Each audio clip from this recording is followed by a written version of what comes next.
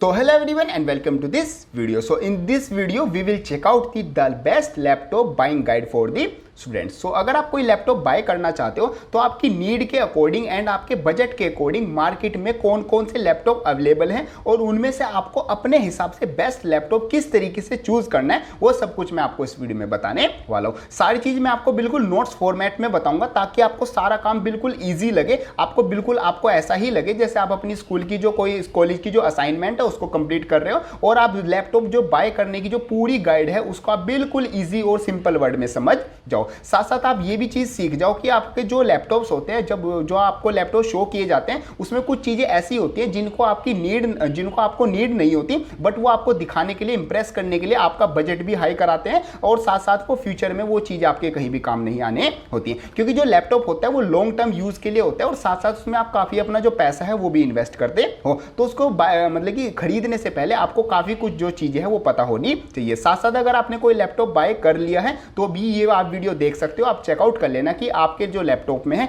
ये सारी चीजें अवेलेबल हैं या नहीं। अगर ये सारी चीजें आपको मिल जाती हैं तो ही वो जो लैपटॉप है वो आपके लिए बेस्ट लैपटॉप होने वाला है। साथ साथ मैं आपको कुछ लैपटॉप रिकमेंड भी करूंगा जो आपकी अंडर बजट होंगे, जिनको आप बाय कर सकते हो और वो आपके लिए लैपटॉप क्या होंगे, काफी हेल्पफुल साबित होने वाले हैं। तो चलो शुरू करते हैं। So hello everyone, my name is Gaurav, I hope you all are doing well. So देखो यहाँ पर जो लैपटॉप बाइंग गाइड होती है वो बेसिकली मतलब काफी वास्ट एक कैटेगरी होती है। तो यहाँ पर जो स्टूडेंट्स होते हैं हम उनको बेसिकली 2 कैटेगरीज में क्या कर देते हैं, डिवाइड कर देते हैं। तो यहाँ पर एक तो आ जाता है नॉर्मल जो स्टूडेंट्स होते हैं जिनको सिर्फ रिसर्च का काम करना है, थोड़ा एकेडमिक्स का काम करना है, अपने प्रोजेक्ट बनाने, प्रोग्रामिंग करनी है और जो कंटेंट वॉचिंग है, वीडियोज है यूट्यूब पर या किसी भी प्लेटफॉर्म पर वो वीडियोज देखनी है। तो ये तो हमारे आपके आज फर्स्ट कैटेगरी आ जाती है नॉर्मल स्टूडेंट्स की। एक आपके आ जाते हैं स्टूडेंट प्लस, मींस बोल सकते हैं स्टूडेंट प्रो। यहां पर जो ये सारा काम है स्टूडेंट का ये तो वो करेंगे ही बट साथ में उनका जो एक्स्ट्रा काम है वो भी करने वाले हैं। लाइक आपकी जो उनको कंटेंट क्रिएशन है वो भी करना है, उनको गेम डेवलपमेंट करना है, उनको एनिमेशन बनाने हैं, साथ साथ उनको डिजाइनिंग भी करनी है और डिजाइनिंग इन आर्किटेक्चर और मैकेनिकल इंजीनियरिंग वो भी उनको करनी है,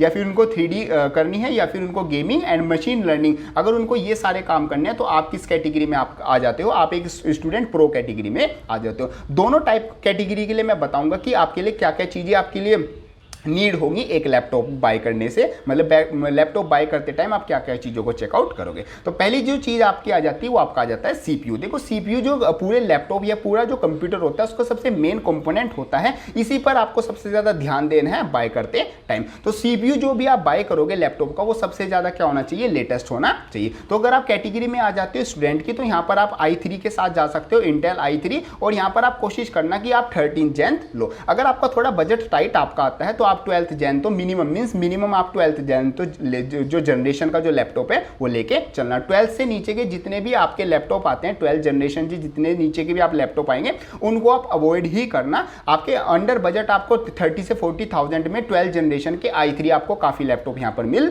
जाएंगे। अगर आप राइजन का लेना चाहते हो तो 5-7,000 सीरीज का आप यहाँ पर चेकआउट कर सकते हो। और अगर आपका बजट अच्छा है, 50K के अराउंड आपका बजट है, तो आप i5 जो सीरीज है उसके साथ भी जा सकते हो। बाकी मिनिमम आपको i3 सीरीज के साथ तो जाना ही है और जनरेशन जो आपकी रहेगी मिनिमम आपकी 12th जनरेशन रहने वाली है। और अगर आप यहां पर आपके आ जाती हो स्टूडेंट प्लस कैटेगरी में, स्टूडेंट प्रो कैटेगरी में, तो आपको यहां पर i5 जो सीरीज है मिनिमम आपको वो लेनी है और जो आपका लेटेस्ट जनरेशन आपकी आती है 13th जनरेशन वही आपको बाय करनी है। यहां पर आपको अपना थोड़ा जो बजट है वो इंक्रीज करना होगा, 50,000 प्लस आपका बजट यहां पर जाने वाला है अगर आप स्टूडेंट प्रो कैटेगरी में आते हैं तो।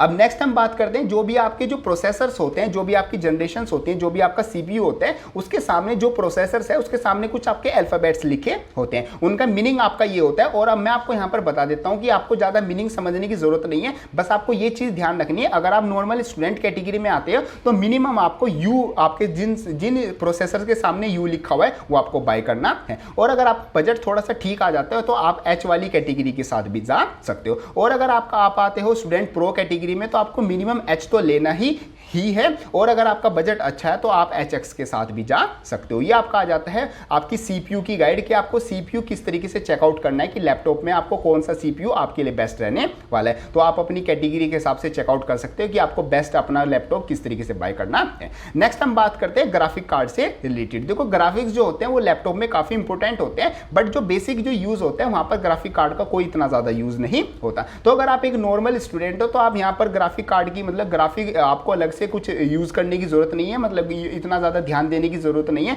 बस आप ध्यान रख लेना आपके जो उसमें है अल्ट्रा एचडी, मतलब इतना बस आपके पास क्या हो ग्राफिक कार्ड हो, या फिर आप आईरिस का लेना चाहते हो तो आप XE वाला ले सकते हो। आपको डिफरेंटली अलग से कोई डेडिकेटेड ग्राफिक कार्ड लेने की ज़रूरत नहीं है, इसमें आप इतना ज़्यादा ध्यान भी नहीं दोगे तो कोई प्रॉब्लम नहीं होगी। अब यहाँ पर अगर आप आ जाते हो स्टूडेंट प्रो कैटेगरी में, तो आपको बहुत ज़्यादा ध्यान रखना होगा अपना ग्राफिक कार्ड से रिलेटेड, क्योंकि जो बहुत ज़्यादा काम है वो आपका इसी से होने वाला है। तो आपको एक dedicated GPU, dedicated graphic card आपको यहाँ से बाय करना होगा। आप एनवीडिया का ही बाय करना, क्योंकि सबसे जो बेस्ट होते हैं आपके मतलब ग्राफिक कार्ड वो आपका एनवीडिया ही प्रोवाइड करता है। आप अपना RTX 3050 बाय कर सकते हो 4GB 6GB वेरिएंट में। और अगर आपका थोड़ा बजट आपका लो आता है, मतलब थोड़ा 50,000 के अंडर आपका मतलब ऑन अराउंड 50,000 आपका बजट आता है, तो RTX 2050 मिनिमम आपका रहेगा, इससे नीचे आपको नहीं जाना। अगर आपका बजट अच्छा है तो आप 3050 सीरीज पे जाना, और अगर आपका बजट 50K के अराउंड है तो आप 2050 सीरीज पर जा सकते हो। ये आपका मतलब कि गाइड रहेगी रिलेटेड टू ग्राफिक कार्ड। और अगर आप एक स्टूडेंट हो तो आपको इतनी ज़्यादा चिंता करने की जरूरत नहीं है, ग्राफिक कार्ड आपके लिए इतना ज्यादा यूजफुल नहीं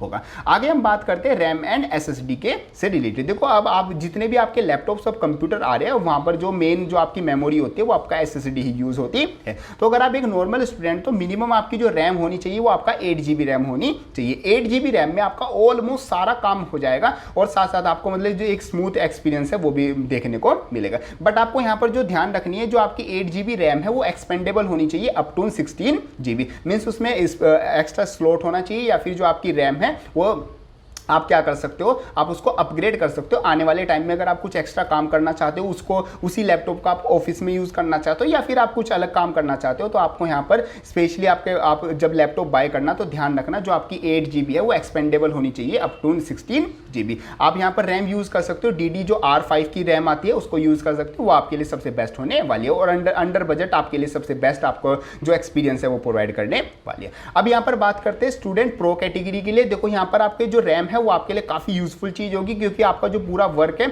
एक आप हाई प्रोफाइल काम करोगे तो उसके लिए जो लैपटॉप है वो भी आपका हाई प्रोफाइल होना चाहिए। तो मिनिमम आपकी 16GB रैम होनी चाहिए, और ये एक्सपेंडेबल रैम होनी चाहिए। आप इसको एक्सपेंड कर सकते हो अप टू 24 और 32GB तक आप इसको क्या कर पाओ, एक्सपेंड कर पाओ। तो इस तरीके का आपको लैपटॉप बाय करना है, और आपको SSD तो लेनी ही है। वैसे तो अब जितने भी लैपटॉप्स आते हैं, कंप्यूटर्स आते हैं, वहां पर आपको SSD ही मिलती है। यहाँ पर आप Gen 3 अगर आप लोगे तो आपको 50K के अराउंड में मिल जाएगी जो रैम है, और अगर आप जनरेशन 4 की जो रैम लोगे तो आपको ऑन अराउंड 50K से आपको हाई बजट आपको रखना होगा। ये आपका बजट रहेगा रैम्स के हिसाब से, और मिनिमम आपको इतनी जो रैम है वो बाय करनी ही होगी। अब हम बात करते हैं रिलेटेड टू स्क्रीन। देखो स्क्रीन भी अगर आप एक स्टूडेंट हो, नॉर्मल स्टूडेंट, तो आपको स्क्रीन से भी इतना ज़्यादा कुछ मतलब कि लेना देना नहीं होगा। यहाँ पर आपकी जो स्क्रीन है, बस आप थोड़ी सी चीज़ें ध्यान रख लेना कि आपका 250 से लेकर 300 तक उसकी नीड्स हो, साथ साथ उस पर क्या लगाओ, एक एंटी ग्लेयर स्क्रीन वो आपकी हो, ताकि आप उस पर लॉन्ग टर्म अगर आप कंटेंट वॉचिंग या कुछ काम भी करो तो आप पर कुछ बैड इफेक्ट ना जाए, और मतलब कि आपका जो एक्सपीरियंस है वो आपका स्मूथ एक्सपीरियंस होने वाला है। तो आपका अंडर 50,000 में 30 से 40,000 में ये सब चीज़ें स्टूडेंट्स की कैटेगरी में ये सारी चीज़ें आपकी आ जाएगी। और अगर आप यहाँ पर आप आ जाते हो बेसिकली आप स्टूडेंट प्रो कैटेगरी में, तो आपको यहाँ पर ध्यान रखना है आपकी जो स्क्रीन है वो भी मतलब काफ़ी मतलब एक एडवांस स्क्रीन होनी चाहिए। आप यहाँ पर आपका जो DCI रेशो होना चाहिए वो आपका 100% होना चाहिए, साथ साथ जो आपका sRGB जो रेशो होना चाहिए वो भी आपका 100% आपका होना चाहिए, क्योंकि यहाँ पर आप जब कुछ वीडियो एडिट करोगे, कंटेंट क्रिएट करोगे, या फिर आप जब कुछ प्रोग्रामिंग करोगे तो वहाँ पर आपकी जो कलर ग्रेडिंग है और जो कलर है वो भी आपको मतलब बिल्कुल अच्छे से क्लियर होने शो होने चाहिए। तो ये आपकी मिनिमम मतलब कि क्या होनी चाहिए, रिक्वायरमेंट होनी चाहिए for the screen for different categories. Last हम बात करते हैं रिलेटेड टू बजट। देखो अगर आप बजट की बात करें तो यहाँ पर अगर आप फर्स्ट कैटेगरी में आ जाते हो, मींस आप कैटेगरी में आ जाते हो स्टूडेंट, तो आप यहाँ से 30 से लेके 50K के बीच में एक बेस्ट लैपटॉप बाय कर सकते हो। मींस 30,000 में आपको एक बहुत बेस्ट लैपटॉप मिल जाएगा। बट अगर आप थोड़ा सा बजट बढ़ाओगे तो आप एक एडवांस लैपटॉप भी बाय कर सकते हो। बट यहाँ पर आप एक चीज़ का ध्यान रखना कि देखो अगर आपको कोई लैपटॉप 30K में बहुत बेस्ट मिल रहा है, उसी लैपटॉप का आपको क्या मिलता है, एक एडवांस वर्जन मिलता है जहाँ पर कुछ ज़्यादा चीज़ नहीं होती, बस थोड़ी बहुत चीज़ें बढ़ा दी जाती हैं। तो आप उस पर मत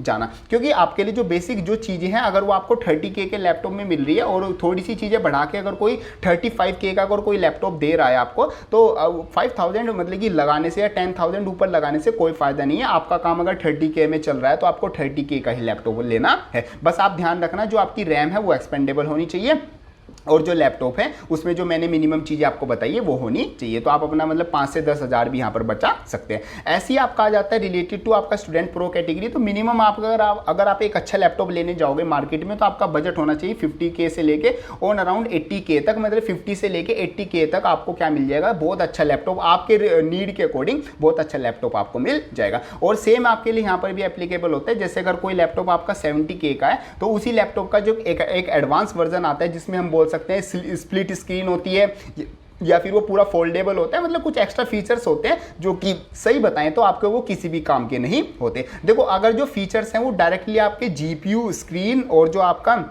ग्राफिक कार्ड है उनको इफेक्ट कर रहे हैं तो आप यहाँ से 10 से 5 हज़ार क्या कर सकते हो, एक्स्ट्रा खर्च कर सकते हो। बट अगर वो मतलब कि स्प्लिट स्क्रीन आपको दे रहे हैं या फिर टच स्क्रीन आपको दे रहे हैं या फिर आपको फोल्डेबल लैपटॉप दे रहे हैं तो वो किसी भी काम के आपके नहीं होंगे। ये सिर्फ आपको दिखने में अच्छे लगते हैं और कुछ टाइम के लिए वो यूजफुल होते हैं, लॉन्ग टर्म के लिए वो कोई भी आपकी एक अच्छी इन्वेस्टमेंट नहीं होगी। तो अगर आपको 70K में आपको ये सब चीज़ें आपको मिल रही है तो आप अपना बजट मत बढ़ाना और जितने बजट में आपका जो लैपटॉप है वही उसको बाय करना। अब मैं यहाँ पर कुछ रिकमेंडेशन करता हूं। देखो रिकमेंडेशन के लिए मैंने एक सेपरेट वीडियो बनाई हुई है, ये वाली वीडियो आप चेकआउट कर लेना। मैंने 30,000 से लेके 80,000 तक जितने भी आपके सारे लैपटॉप्स आते हैं वो सब कुछ मैंने आपको बताए हुए हैं with student and student pro category की। आप अगर स्टूडेंट कैटेगरी में आ जाते हो तो आपके लिए ये बेस्ट लैपटॉप है और अगर आप स्टूडेंट प्रो कैटेगरी में आते हो तो आपके पास ये लैपटॉप आते हैं। और ऐसे ही जैसे आपका सितंबर के एंड में आपकी जो अमेजोन की सेल है, साथ साथ का फ्लिपकार्ट जो बिग बिलियन डेज की जो सेल है वो आने वाली है। तो कोशिश करना जो आपका लैपटॉप है वो अपना सेल में से बाय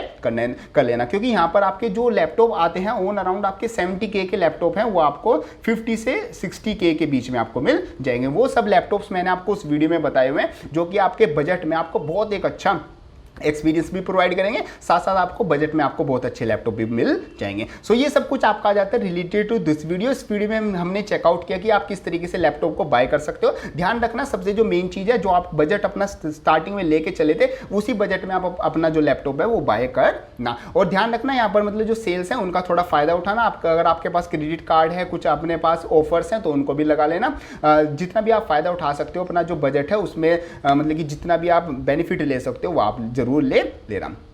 सो ये सब कुछ आपका आ जाता है related to this video. Hope करता हूँ जो मैं चीज़ आपको समझाने चाह रहा था वो सब चीज़ आपकी समझ में आ गई होगी। वीडियो हेल्पफुल लगे तो उसको लाइक जरूर कर देना एंड यस जाते हुए चैनल को सब्सक्राइब जरूर कर देना। एंड यस कॉलेज से related, college mentorship and college से रिलेटेड जो भी आपके लिए हेल्पफुल कंटेंट है वो इस चैनल पर मैं प्रोवाइड करता हूँ। तो आप चैनल को सब्सक्राइब करके नोटिफिकेशन बेल को भी ऑन कर सकते हो। साथ साथ मेरे से आप इंस्टाग्राम पर भी कनेक्ट हो सकते हो, वहाँ पर मैं रील्स और स्टोरीज के थ्रू भी आपके लिए हेल्पफुल कंटेंट प्रोवाइड करता रहता हूँ। सो मिलते हैं किसी अपनी नेक्स्ट हेल्पफुल वीडियो में, तब तक के लिए थैंक यू।